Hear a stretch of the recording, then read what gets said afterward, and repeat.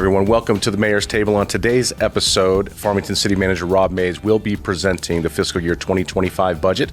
This will disclose to you where the monies come from to pay for the many services that we enjoy here in our community. Mr. Mays every year puts on a great presentation. This one came from our May meeting at the Farmington City Council. I believe you will find it insightful, very knowledgeable, and something that you could share with your friends and family. Enjoy.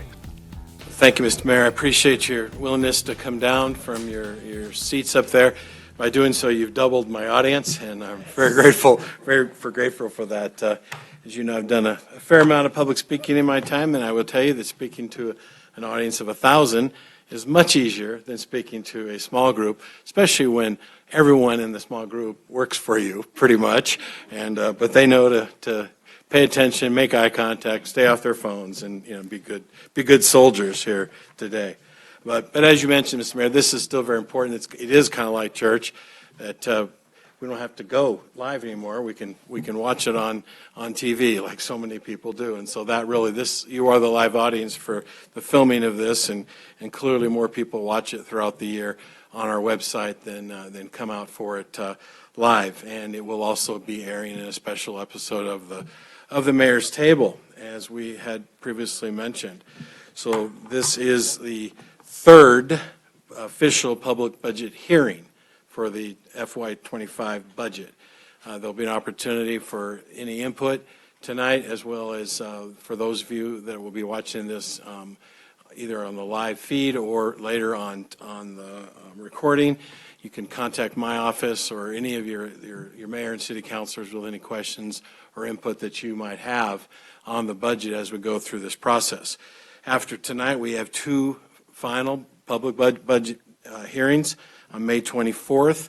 On Tuesday, we will adopt the preliminary budget, and then the final budget in the fifth and final hearing will be on May 28th. So the budget book is this size, and tonight we condense it down to a book of slides this size. So this is by design a summary designed to give people a feel for what's going on, and certainly you are encouraged to dig deeper and seek out any questions or answer or any questions you might have for us. All right. So it's very important to understand the context by which the city of Farmington operates, and this is something that we talk a lot about through the year. The mayor and I go out and do presentations at different places, and some of the councilors do. And understanding what's unique about Farmington is integral to really understanding our finances and how we operate and the demands for services that are upon us. But the city of Farmington is not a city of 45,000 people by any normal benchmarking or standards.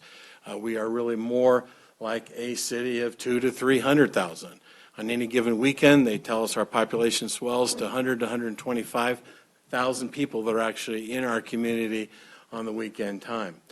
We have two analyses for this. Let's see if I can figure that. There we go. So you have, first of all, in the dark circle area, this is what's referred to as the trade area. And this is pretty much the Colorado and New Mexico side of the Four Corners, with a population of 220,000 people. But we all know when you look at the license plates at Walmart, you certainly don't just see Colorado and New Mexico. So really we have to expand that federal data to really understand, again, even what's more unique about Farmington. When you bring Arizona and Utah into the picture, you now have this expanded circle of, look at that, it's exact same size as that light. Wow, that is pretty crazy. So really it's over 300,000 people.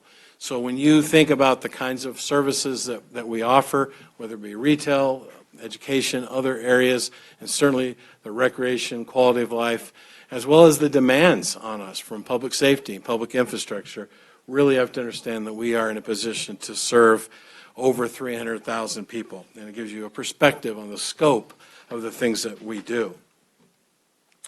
Also then fitting into that analysis is another federal designation. All right, I know you trained me.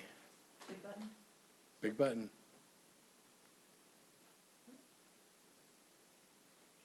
Another federal designation is the Metropolitan Statistical Area. There's only 4 MSAs in the entire state of New Mexico, of which we're one. Albuquerque, of course, the largest, Las Cruces, Santa Fe, and then Farmington. So we really are one of the big players in our state. Let's see if the light works still. There we go. So there you see a representation of how the MSA fits within the four corners, and it still doesn't capture everything that we just illustrated when you go out into the Arizona, Colorado, Utah. This is just the New Mexico portion of our trade area. Over 100,000 people live in it, and there's a challenge, and we often try to tell people there's good and bad about being an MSA. Most of the time when you hear the word Farmington used outside of our local community, they are referring to an MSA, whether it's articles you read online or in various news sources, or certainly any federal publication. They're going to be talking about the Farmington MSA, not the city of Farmington. That's good and bad. It's good from the standpoint of helping us recruit and be on the map for businesses. We talk about the potential of some large national businesses that are looking at Farmington right now and developing, and that's because we're an MSA. That's how they hear about us. That's how they analyze us.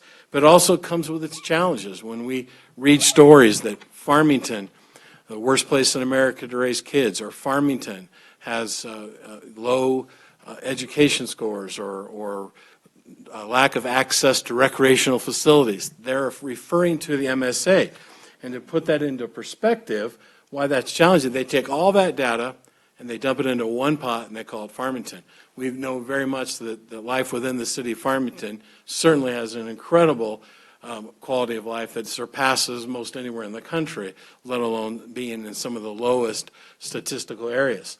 There's also some positive news. Last year, and of course it's a double-edged sword, the Farmington MSA was the highest percentage growth in real estate home prices. So again, good in the standpoint that it tells you the people are moving here and demand is outpacing supply. Certainly bad from the standpoint of the challenge of having affordable housing, which is why so many of the strategies, even some of the things you saw tonight in changes in our UDC, they're designed to lower barriers to help developers build affordable housing. So that challenge is really illustrated from this heat map. The colors represent the economic conditions of the overall Farmington MSA.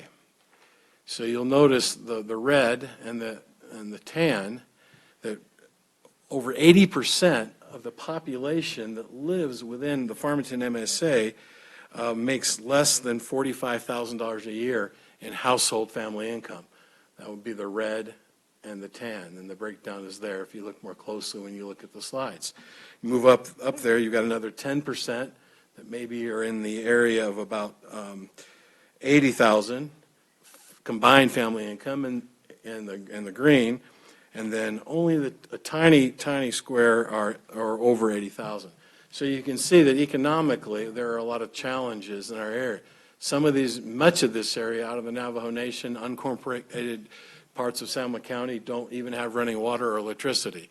And so when we talk about Farmington being rated as the worst place in America to raise children, specifically because of schools and access to close recreation, we're talking about hundreds of square miles where there are virtually no services in many cases. And so we have to be aware when we read that data to sort it out and understand what it means. I want to talk about move towards taxes, because at the end of the day, we are not a for-profit business, and if services that we offered could sustain themselves through profits, the private sector should and would be doing those. City government exists in order to provide services in a broader context where services can't necessarily pay for themselves. The police department doesn't pay for itself. We don't charge people to send an ambulance to their house. We don't have toll roads for our roads. We don't charge admission for our parks. And some of our elite services, we do have very small admission fees, but they only touch the very surface of the actual costs. So it does boil down to taxes. And the most important thing about being a well-educated citizen in a community, in a society, is to understand how taxes work. Because the misinformation is frustrating, certainly to you and to me, when we don't understand them, and it's exasperating to those that work in city government to have to try to explain how some of this stuff works and deal with the misconceptions. The bottom line is that we get great value for our taxes. And so let me illustrate some of the historical context of this. Kind of run back to about 2009 and run a baseline forward to the actual experience in the tax base and the economy in the city of Farmington. Now, this is not the MSA. On 2 occasions over that time, the city council has been put in a position to have to raise the tax rate in order to try to keep up with inflation. The red line is what would show the actual value of a dollar since 2009. We need $85.9 million today to match the exact services that we were able to fund for $56 million in 2009. But then you see the actual revenue is this green line, and it's tracking well below the inflation line. And this was up through last year. Now what we see is revenues very much leveling over the last year and remaining very, very flat as we project into the rest of this year and next year. The inflationary curve, though, continues at a fairly sharp trajectory. So the gap between our actual revenue, the dollars we have to spend, and the costs associated to provide the exact same services is spreading all the time. Now, thankfully, our city council did, as conservative as we approach taxes on 2 occasions, if we had not put in different new increments, our revenue would be down here still. We would be at 56 million, and you would see this gap here in the city of Farmington would not exist the way it does today without this additional revenue. Yet we still are faced with this problem. The reality is that if this gap doesn't close, if the inflationary line doesn't curve down and the revenue in the organic tax base doesn't curve up towards meeting those two, the city in the next few years will be faced with some very difficult challenges of potentially curtailing services, foregoing serious maintenance and repairs to facilities, and or having to increase revenue. And there's really only one way a municipality can increase revenue, and that is through taxes. And this inflationary dilemma is really understated. This is U.S. government data on CPI and inflation rates, and it doesn't even come close to taking into account the full reality of the types of expenses that cities develop, because chemicals and pavement and PVC pipe and fuel and petroleum processes and construction have all outpaced the normal inflation. And so we're seeing projects that had engineers' estimates of costs come in at, say, $3 million. When we go out for a bid, they've come in as much as double that. And that's the norm in the expenses that we're facing. So this grossly underestimates the reality of the inflationary factor on the expenses. Additionally, we know post-COVID we're in a wage war to keep up with at every level of our employees.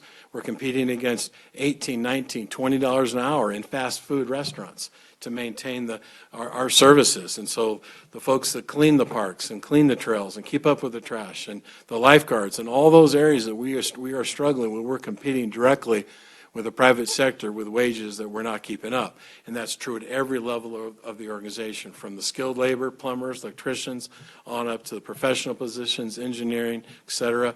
Public safety, the wage war in public safety is out of control. In the last 3 years, the state has raised the pay on state police officers by almost 30%. We are all left to try to keep up and compete to fill positions and maintain police officers.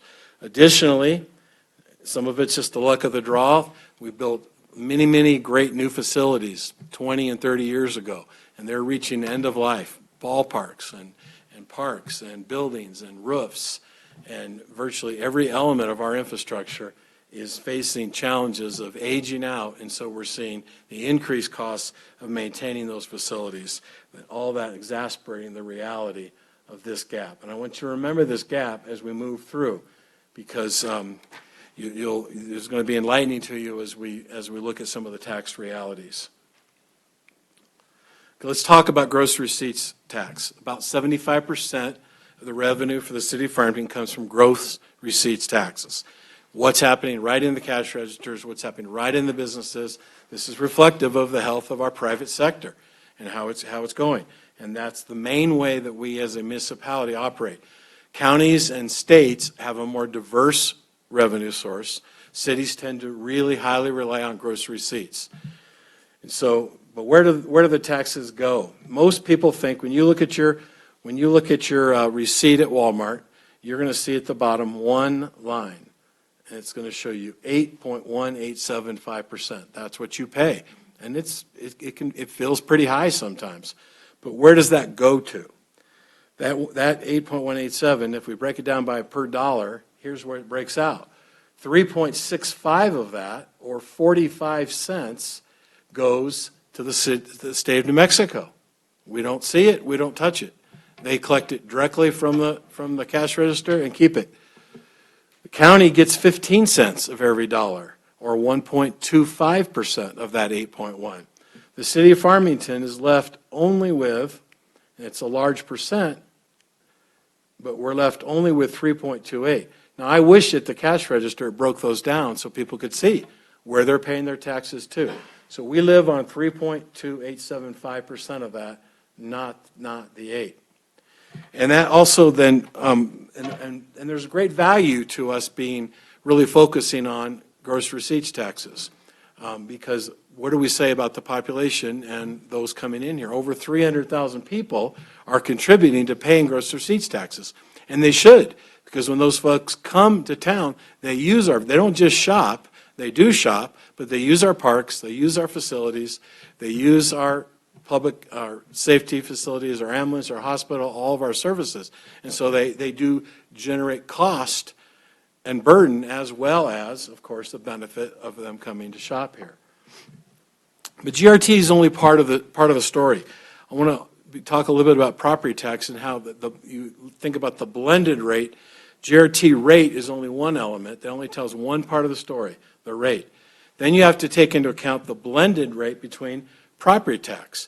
You could live somewhere that has really high gross receipts tax and really low property tax, and the blended rate might be very reasonable. You could live in a place that has very high property and very high gross receipts taxes, or all those combinations. I want to point something out to you, and I'm going to illustrate it in more depth here in a minute. But I want to introduce this concept of property tax and the blended rate. On an average $265,000 house, now obviously you can just extrapolate for more expensive houses. In Farmington, you're going to pay $2,129 in Farmington. That's going to be split amongst all the governmental entities, not just Farmington. But that very same house, if you lived in Albuquerque, you're going to pay almost double. It actually is double. You're going to pay $4,311. So when you start talking about the blended tax rate of what it costs to live, property tax and GRT is what funds local government. You could spend, you can see GRT is minuscule in comparison. So Albuquerque has a slightly lower GRT rate. People say, oh, they must be more efficient than us. No, they're doubling the tax on housing. And whether you own a house or not, you're paying property tax because it's passed on through rent if it's not through property ownership. So I want you to keep in mind as we continue through the understanding of the tax base and the tax rate, but this blended tax between property and gross receipts taxes. And that's my favorite slide, by the way, to make sure people understand where their taxes go, because they all think it's us, just the city. All right, I may need your help again. It's not advancing. Okay, so let's look at some comparisons quickly. And again, comparisons is only part of the story because every one of these cities also has a property tax story, similar to what I just illustrated in Albuquerque. Farmington's overall tax rate, you'll see in the far left corner, or the Farmington city rate, 3.87, and then what stacks on top of that is the county. So the county will then stack their 1.25 on top, and then the state comes in and taxes or stacks 3.65% on top. And so you see again how the rates work. City of Farmington is, kind of in the middle of the pack. We have very, very low property taxes, but our GRT is still pretty reasonable compared to comparable cities around the state. Same with San Juan County, taking a conservative approach to their property taxes. You see we're kind of in the middle, creeping up a little bit there. And then overall, when all three are combined, as you would expect, we're kind of right in the middle of the pack on gross receipts tax rate. Rate is what we're talking about now, with the concept of the blended property tax in there. And now we're going to talk about the tax base, because that's the rest of the story. And in fact, the tax base is more important to understanding how taxes affect you in your home and in your life and in the cash register than the tax rate does. Because what you pay tax on affects your overall tax burden far more than what your tax rate is. Let's see if it'll advance for me. There we go. So this illustrates this difference between tax rate and tax base. Most people have no idea that in the state of New Mexico, on average, based on using generalities from the U.S. Bureau of Labor Statistics, 65% of what we spend our money on is tax-free for gross receipts taxes.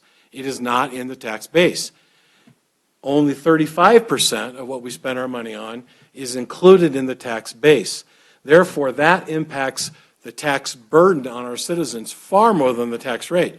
And it's obvious. You just think about it. If you have a very small base, the rate has to go up. If you broaden the base wider and put everything back in the tax base, you could lower the rate. It's been calculated that if we put everything back in the tax base, our tax rate would be about a third of what it is now. But the tax burden to the citizen would be approximately the same.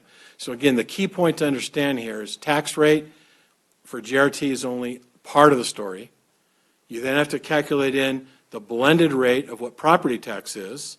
And then most important of all, you have to understand, what are you paying GRT on?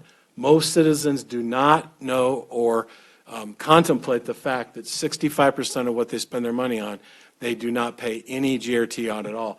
35% of the base is left holding the entire bag of the burden. Just to put out there is just some information, and so back to kind of what taxes and tax rate. Our tax rate, the state allows by law X amount of tax increments to be put in. City of Farmington still has 0.4375, so a little less than 0.5%, or about a taxing authority of about 9.4 million of unimposed general municipality increments. Could the time come that that has to be imposed or part of that? It might very well be, because the other factor is the state, and I'm going to see if I can go back, the state continues to shrink every year. They will shrink this tax base down more and put more things over in this category. And you say, why would a state legislator want to do that? Well, obviously for politics. Every special interest wants their thing tax exempt. And so they keep exempting more and more things. I'm going to talk about food and medicine specifically and how that's devastated the city of Farmington. So this gets smaller. This gets bigger. We pay tax on less and less things, and we wonder why our tax revenue doesn't keep up with inflation. This is a big component of why. It's bad tax policy coming out of the state of New Mexico. It would be so much better to put everything back in the tax base, or nearly everything, and bring that rate. Imagine if we were known as the state with a 3% sales tax rate, what that would do for economic development and for attracting businesses.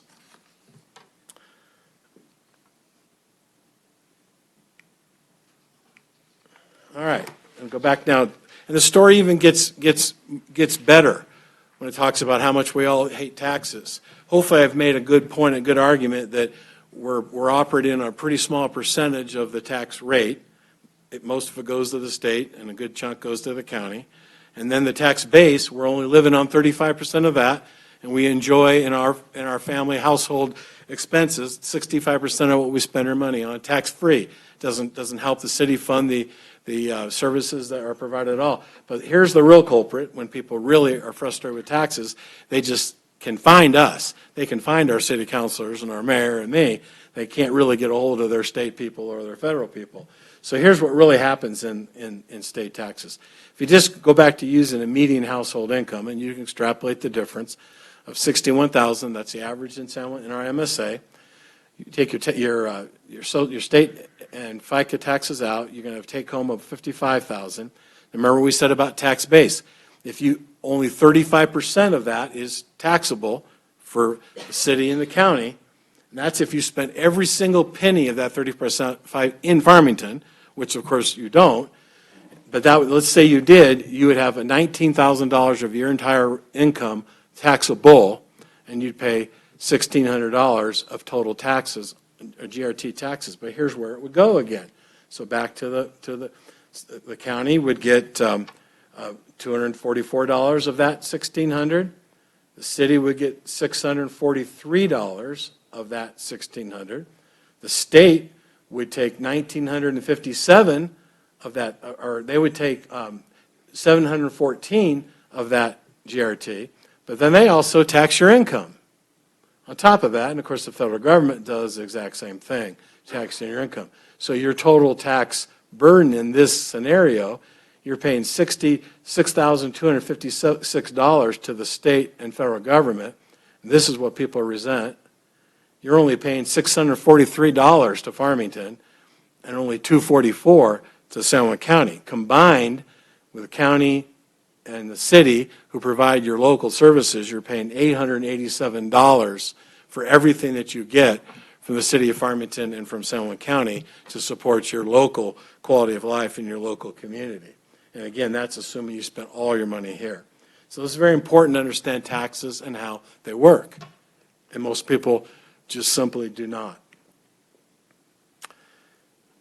Hold harmless is another factor. When I talked about the tax base shrinking, hold harmless was a state policy that fits right into this. Prior to 2004, food and medicine were in the right column. They were part of the tax base, allowing the rate to be down. In 2004, obviously to respond to special interest groups, and well-meaning, thinking that it would help the poor, they took food completely out of the tax base, moved it over to the left column, shrinking the right column down even further. But the problem is that the poorest of the poor already don't pay taxes on food and medicine. But they do have to buy diapers, and they do have to buy shoes, and they do have to buy clothes.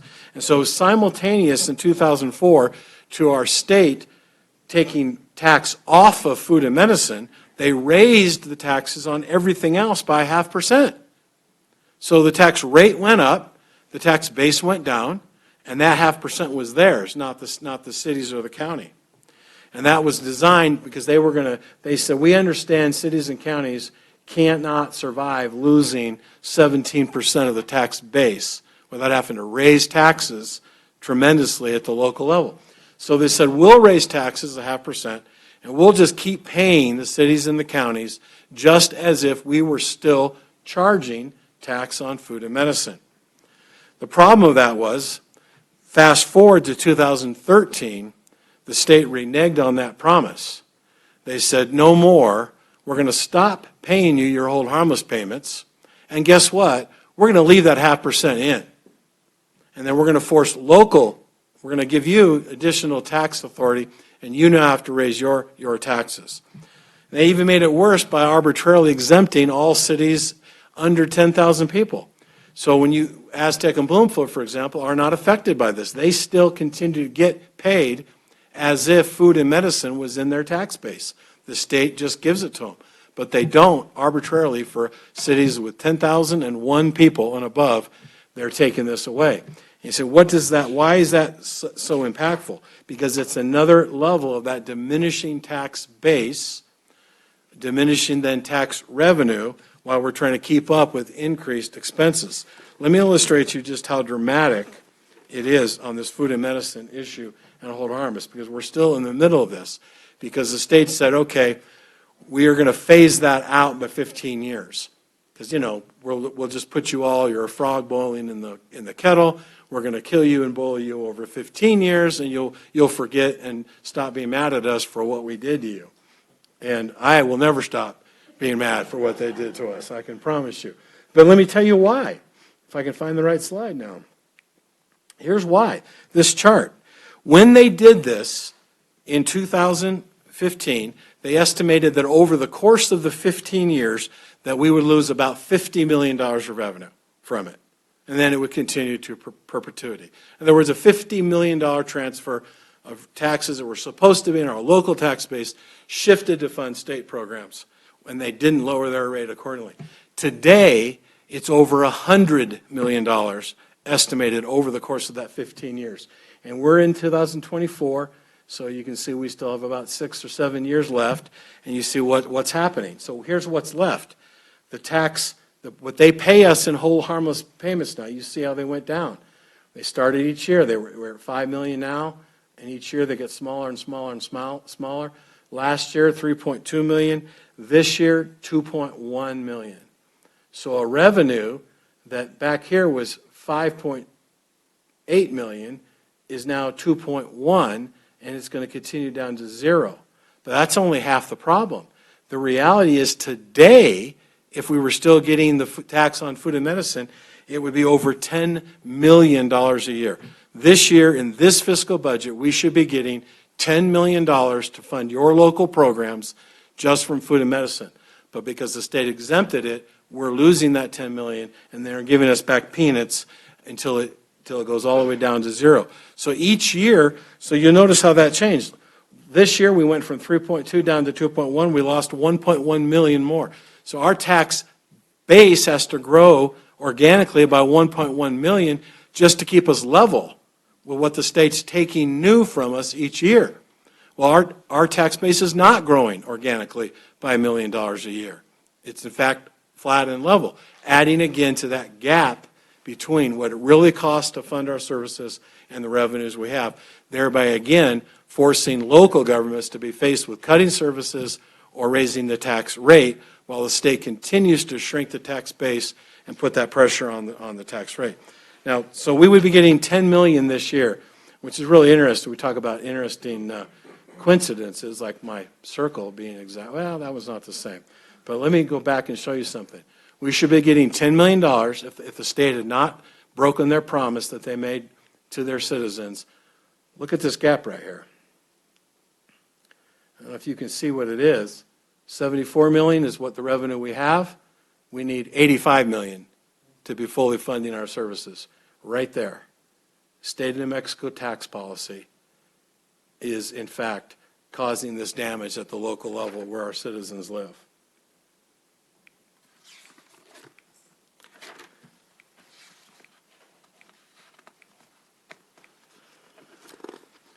So now going to kind of switch towards kind of telling you a little bit more about the facts of this year's budget. That's the background, but that drives it all. Everything I just told you is the state of the economy, is the state of our revenues, and it drives our decisions. So we look at our general government budget. You get an idea of where those taxes, how they're dedicated and or restricted. We have these different sources. They're all a different name or different restriction. And this is the different increments that are in line with all those coming down the line till you get to the total. And you see our 3.28 rate generating about $75 million of GRT. But it should be $85 million this year if food and medicine was still being held harmless. You know, I will tell you, keep picking on the state a little bit, I wouldn't mind what they did if they had lowered the taxes to 0.5%. When they took food and medicine, remember, they raised taxes 0.5%. And then when they reneged on the promise, they kept their 0.5% and said, you raise taxes to make up for it. Had they lowered it 0.5%, then we could have raised ours 0.5% and it'd been equal. But they didn't do that. They kept it. You say I'm picking on the state a lot. Well, I'm close enough to retirement. I don't know. Still a few years, though. Don't get any ideas, Mayor and Council. I'm just going to touch base on property taxes briefly. Again, to kind of talk about, again, where property tax goes. This chart kind of illustrates, again, taxing authority, and it illustrates, again, how conservative San Juan County and City of Farmington have been on property taxes, particularly City of Farmington. You see, we have taxing authority for 7.65 mills. We've only imposed 2.25 of them. The City Council could, in fact, impose 5.4 additional mills or an additional $7.1 million. But it would be foolish to raise property taxes to make up for revenue deficits because 45,000 people bear that burden, right? GRT, 310,000 people, including many people from outside of Farmington, are helping to pay that bill. So good tax policy for our municipality, particularly when we are a retail hub, would be to exhaust our gross receipts tax increments before we would look at property taxes. That's the policy that certainly the city has held for many, many years, but it may not always be able to be possible. And where do your property taxes go? Once again, everybody thinks that most of their property taxes pretty much go to Farmington, and it's just not the case. In fact, it's dramatically not the case. For every dollar someone pays in property tax, and again, this is based on a $265,000 median home, will pay $2,100 of tax in Farmington. Again, just extrapolate it up. It'd be more or less, but in this illustration, and keep in mind, the illustration from Albuquerque, that would be double that if you lived in Albuquerque today. Both my adult kids live in Albuquerque, and they pay double the tax burden on property tax than we do. But where does that go? For every dollar, state of New Mexico, small cut. They're only taking 5 cents for every dollar of property tax. San Juan County, a little bit bigger chunk. Like I said, their revenues tend to be more diversified than the Farmington's are. The county gets 30 cents of every dollar that you pay. City of Farmington, look at this, 6 cents. You pay $1 in property tax, 6 cents of it goes to the City of Farmington, that's all. The majority goes to education. 41 cents for every dollar you pay goes to the schools, and 18 cents goes to San Juan College. So this is almost irrelevant, property taxes to the City of Farmington. And yet most people think that that's where most of their property taxes are going. All right, summary of our budget. So we have a very large organization. When you think about, again, as one of the 4 MSAs, the tan colored one, this is what we call our general government. These are the tax-supported budget funds. And they total right around the neighborhood of $95, $96 million that are tax funded. They're just, as I pointed out earlier, they're different tax streams that have different restrictions and different dedicated restrictions on what they can be paid on.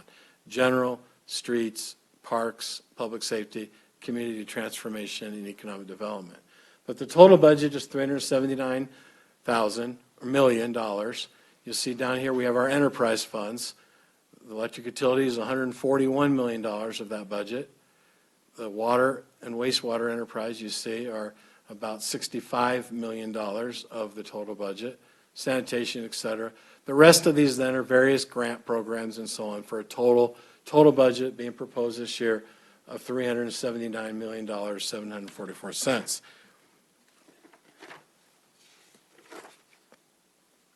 You say, how does that compare again in terms of kind of the state and the region? You can see again, as you would expect, we're the 4th largest government entity in the state of New Mexico outside of education, the colleges, the universities. We're much bigger than San Juan College, but not obviously the large universities. So you see kind of where we stand. Is that me doing that? So $367 million, you get an idea, larger than Durango. Most people wouldn't expect that we're larger than Rio Rancho or Farmington Schools, the county, et cetera, on down, Roswell, Hobbs, College, Aztec, et cetera. So you get an idea of kind of where we're at and kind of the scope of what we do. Now, where do we spend our money? I may switch over here if I have to. Okay, so sources of revenue, I already pointed this out. The vast majority comes from gross receipts taxes, which is why this is so important to us. But you can see some of the other areas. Cannabis as promised, right, it's going to really fund all of municipal operations, 1%. Opioid settlement, down intergovernment transfers, Farmington Electric Utility transfers, a big part of our revenues, and on down. But property tax, 2%. So there you see them all broken down. The gross receipts taxes are the biggest, and there's that $95 million of where the tax-supported services come from. Where do we spend our money? You can see the breakdown there, and again, I encourage you to look at the slides online to see this broken down. This is the idea, gives you, these are the priorities of this budget. These are the priorities represented through our elected officials in terms of what our constituents expect and demand. You can see that combined public safety, police, fire, and municipal courts, 40% of our expenses. Parks, recreation, and cultural affairs, 20%. You get an idea of the values of Farmington. And then community public works is the next biggest at 17%, but that's grossly understated because this is just the tax portion of the budget that's spent. There's millions of dollars of grants, state and federal funds that go towards large street projects and construction projects. So it's a higher percentage of the whole, but there's where you get it. And then you can go down from there, all the other smaller departments and services. We talked earlier when we gave the award to the Farmington Electric Utility. We've come through a tough year. First and foremost, we lost San Juan Generating Station prematurely based on the state outlawing its existence. We then had some challenges with we had a turbine go out that had to be replaced with cash, and then we had the great January disaster where purchase power prices and natural gas prices hit global highs, unprecedented numbers. We lost $13 million in 1 month in January on just natural gas prices alone to generate our power. And that put us in a position where we had to raise our electric rates temporarily. For all, if anybody's recollection, we've always been where you see us now, the very bottom of the pack, cheapest in multi-state regions. The last year, we were up here in the middle of the pack, up here with Aztec and P&M, similar to the rest of our state. Happy to tell you that after a year of recovering and adjusting to those challenges, we are back down. And this is not happening this year. This has already happened. This is the rate being paid. We're back down at the bottom, and our Farmington electric rates are the best value in a multi-state region. And, of course, as you saw tonight, we still maintain about twice the national average on reliability. That's very, very impressive, and it is a testament to what public power is all about. Without the profit motivation, without stockholders to answer to, without multi-million-dollar CEOs, this is what is produced for citizens with public power. Our water rates are not as dramatically low as compared to the market, but they're still very low. See, we're kind of in the middle of the pack on comparable cities.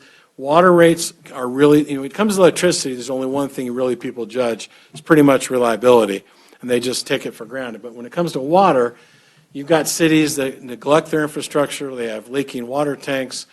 You have leaking pipes. They have national average is a D- for water infrastructure in our state in terms of its rating. We are much, much higher than that. We've invested in our infrastructure. So while our rates is in the middle of the pack, and there are some lower than us, you have to also take into account what's being invested. And a large percentage of our water bill and sewer bill is in our R&R, our renewal and replacement, and we are replacing water lines, replacing wastewater treatment plants, water treatment plants, to maintain EPA mandates and healthy and safe drinking water, and building an infrastructure, honestly, that will last this community into decades ahead. I want to just touch briefly on one other area in terms of where we spend money. One of the things that's talked about a lot is, we do invest back in our community. We have our internal grant program through partially federal money and then general fund money, where we spend about just under $200,000 a year, where various social services agencies can apply for these grants and be awarded them to help with their services to the public. And I'll just skip over to here. We talk a lot about what do we spend on alcohol and street inebriate issues that certainly are a challenge as a border community. We spend about $1.25 million a year on those services. Our campus of care, the JIP program, the sobering center, the shelters, TOTAR behavioral health, our ARU unit, and the DDI detention. We spend about 1.2, but we've been very successful in getting some grants as well as partnering with San Juan County and San Juan Regional Medical Center, that by the time we get these shared grants, we're only spending $461,000. But that changes every year. Last year that was closer to $600,000. So the grants change year to year. But we spend over $1 million just specifically on the challenges of alcohol abuse in our community. And that does not include the biggest expense, which is jail fees, because a huge percentage of all crime in our community is ultimately driven, and alcohol is so often at the root of it. So these are huge expenses, but I want you to know that your mayor and council are committed to doing all we can to intervene and to lessen the burden on our community from those challenges. Mr. Mayor, with that, I'm going to wrap up my presentation.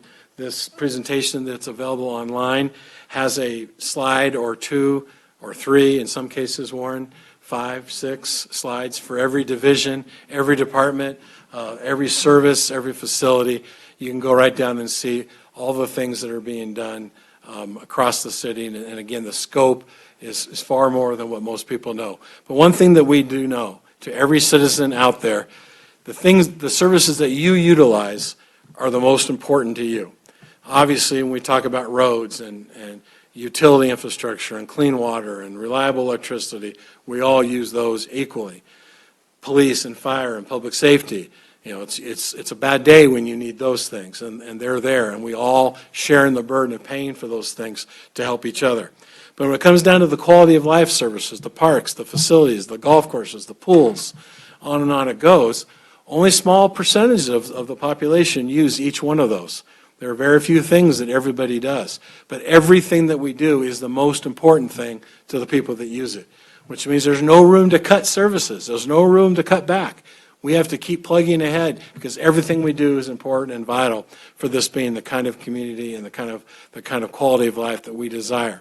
And we are making a splash. We are seeing people move here from all over the country to pursue the quality of life that we have here in Farmington.